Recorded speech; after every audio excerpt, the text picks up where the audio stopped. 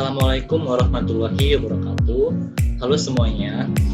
Sebelumnya, perkenalkan nama saya adalah Muhammad Septiadi Segia, mahasiswa Teknik Industri Universitas Sumatera Utara dengan NIM 170403009. Nah, di sini saya akan menjelaskan materi dasar yaitu persamaan dasar akuntansi. Ini merupakan materi dasar pada saat kita ingin mempelajari akuntansi.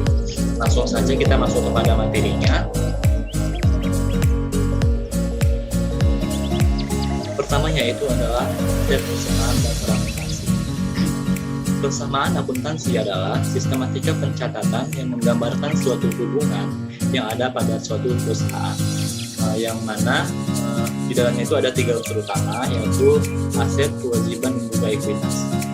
Untuk persamaannya sendiri yaitu adalah aset sama dengan kewajiban ditambah dengan ekuitas kemudian. Selanjutnya ada mekanisme debit dan kredit aturan saldo normal. Untuk setiap perubahan transaksi akan diolah pada suatu wadah yang dinamakan akun. Nah, salah satu bentuk akun itu adalah T-akun. Contohnya itu adalah dapat dilihat pada gambar ini. Dia berbentuknya seperti T. Pada sisi kiri itu merupakan debit, pada sisi kanan merupakan kredit. Nah, kemudian kumpulan akun tadi itu disebut dengan buku besar. Kemudian daftar akun dalam buku besar disebut dengan bagian akun. Ini dapat dilihat gambarnya ya. Di dalam itu ada nama akun, dan juga ada kode akun. Kemudian di dalam tabel itu ada tanggal, uraian, referensi, dan juga jumlah.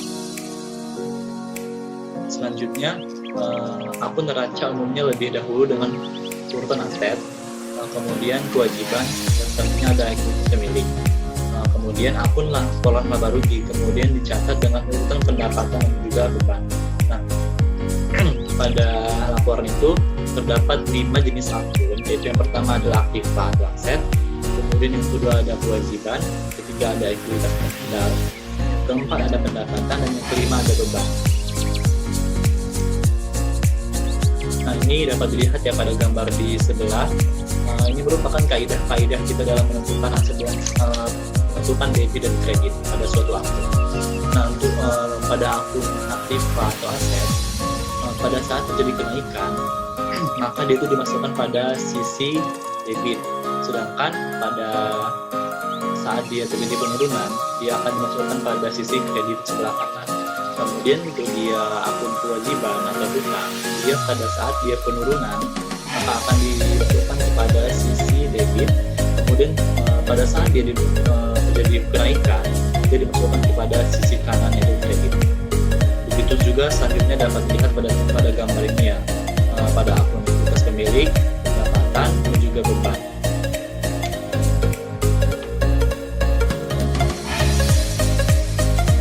Kemudian pada saldo normal akun, kaidah debit, kredit, dan saldo normal di berbagai akun dapat disarankan sebagai berikut. Nah, ini sama seperti tadi ya, aktiva. Pada akun aktiva, pada kenaikan saldo normal itu dimasukkan kepada akun debit.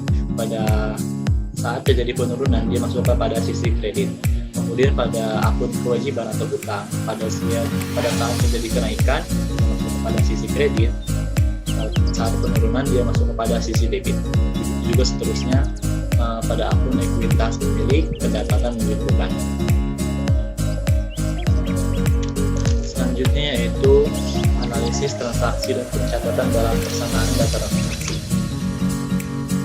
Pencatatan berbagai jenis transaksi dalam persamaan akuntansi harus selalu memperhatikan keseimbangan antara aset, kewajiban, dan juga ekuitas.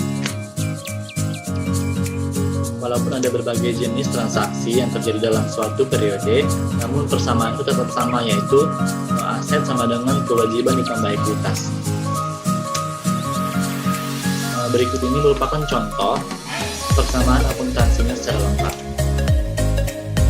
Nah, dapat dilihat ya, ini merupakan contoh warnet siang malam persamaan akuntansinya per 31 Desember 2013. Dapat dilihat pada tanggal 2 Desember 2013 itu terdapat pertambahan kas sejumlah 600.000. Kemudian untuk menyeimbangkannya, maka kita masukkan juga sejumlah 600.000 pada sisi modal, sehingga akunnya itu seimbang. Kemudian pada contoh tanggal 3 Desember 2013 itu dapat dilihat ya, terjadi penambahan aset berupa perlengkapan sejumlah 2.000. Kemudian untuk menyeimbangkannya, kita masukkan pada akun kewajiban, itu utang, karena tadi diketahui ini perlengkapannya itu adalah dibeli secara utang, jadi kita masukkan pada sisi utang, terjadi penambahan pada utang 2.000 juga. Kemudian pada tanggal 3 itu juga terjadi penambahan, yaitu 600.000 dalam bentuk kas dan juga 2.000 dalam bentuk perlengkapan. Untuk menimbangkannya dapat dilihat pada sisi akun kewajiban dan ekuitas ada bertambah 600.000 dan juga 2.000. Kemudian dapat dilihat pada tanggal 4 Desember 2013 itu terjadi pengurangan kas sejumlah 400.000. Ini terjadi karena kita membeli suatu peralatan. Jadi pada kas tadi karena terjadi pengurangan, maka ini nanti akan dimasukkan kepada sisi kredit. Kemudian pada sisi debitnya itu adalah peralatan sejumlah 400.000 karena terjadi penambahan. Begitu juga selanjutnya pada tanggal 6 terjadi penambahan kas sejumlah 10.000. Untuk menyeimbangkannya, tadi karena 10.000 tadi ini merupakan debit, maka kita harus mencari sisi kreditnya, yaitu sisi kredit untuk menyeimbangkan kas tadi ini adalah 10.000 pada sisi ekuitas. Karena ekuitas kan jika terjadi penambahan, maka dia akan masukkan ke sisi kredit. Jadi untuk menyeimbangkannya kita masukkan kepada sisi kredit di ekuitas. Kemudian begitu juga seterusnya sampai tanggal 15 Desember 2013. Ini merupakan lanjutan dari contoh tadi, masih sama seperti yang tadi. Di sini kita menyeimbangkan antara sisi kredit dan debit agar seimbang. Kemudian di sini ada contoh kasus. Yang pertama yaitu dibeli peralatan kantor secara tunai seharga XX rupiah. Kemudian yang kedua yaitu dibeli peralatan untuk keperluan produksi secara kredit.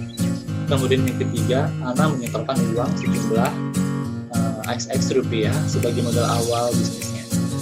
Nah, pada contoh kasus tadi kita dapat menyelesaikannya menggunakan kaidah yang ada pada tabel di atas, yaitu aktiva. Pada saat terjadi kenaikan pada akun aktiva, dia akan dimasukkan ke sisi debit, sedangkan kalau terjadi penurunan dia ke sisi kredit. Kalau kewajiban dia saat kenaikan masuk ke sisi kredit, sedangkan terjadi penurunan dia ke sisi debit. Kalau ekuitas dia saat kenaikan dia masuk ke sisi kredit, sedangkan saat penurunan dia masuk ke sisi debit. Kalau pendapatan dia saat terjadi kenaikan sama seperti ekuitas, juga penurunan juga sama seperti ekuitas. Kemudian pada sisi akun beban, ketika terjadi kenaikan maka dia dimasukkan ke pada sisi akun debit, sedangkan pada saat terjadi penurunan dia masuk ke sisi kredit. Nah, dari tabel ini kita dapat melihat ya, pada contoh yang tadi dibeli peralatan kantor secara tunai seharga XX, berarti dibeli peralatan kantor. Membeli peralatan kantor kan secara tunai, berarti terjadi pengurangan kas kita seharga XX rupiah, tetapi kita juga bertambah aset kita dalam bentuk peralatan harga juga XX rupiah. Nah, jadi dapat dilihat pada tabel ini ya, nomor 1 tadi harta bertambah XX rupiah, berarti kita masukkan kepada sisi debit karena dia bertambah.